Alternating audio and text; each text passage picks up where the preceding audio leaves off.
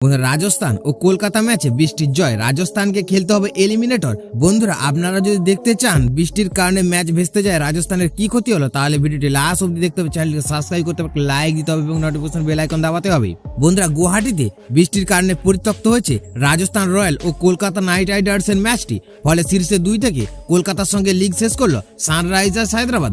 IPL এর play অফে প্রথম qualifier মুখোমুখি হবে দুটি দল। আগামী 21 মে আহমেদাবাদে হবে ম্যাচটি। সেখানে জেতা দল সরাসরি চলে যাবে 26 মে হওয়া ফাইনালে। বন্ধুরা, আজ দিনের প্রথম ম্যাচে নিজেদের কায়টা করে রেখেছিল হায়দ্রাবাদ। পাঞ্জাব কিংসের বিপক্ষে তাদের 4 উইকেটে জয়, এটা নিশ্চিত হয়ে গিয়েছিল।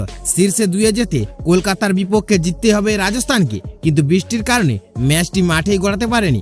এ নিয়ে কলকাতার টানা 2টি ম্যাচ পরিত্যক্ত হলো কোয়ালিফায়ারের আগে, তাই সে অর্থে ম্যাচ অনুশীলনের সুযোগ পেল না দলটি। বন্ধুরা, পাঞ্জাবের বিপক্ষে জয়ের পর নিট রান রেটের সৌজন্যে রাজস্থানের +0.273 চেয়ে এগিয়ে গিয়েছে হায়দ্রাবাদ +0.41।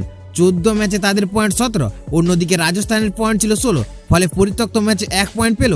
রান রেট পিছিয়ে থাকায় 3 থেকে লিগ পর্বে শেষ করলো রাজস্থান। এলিমিনেটরে রয়্যাল চ্যালেঞ্জার বেঙ্গালোরের সঙ্গে খেলবে তারা 22 মে।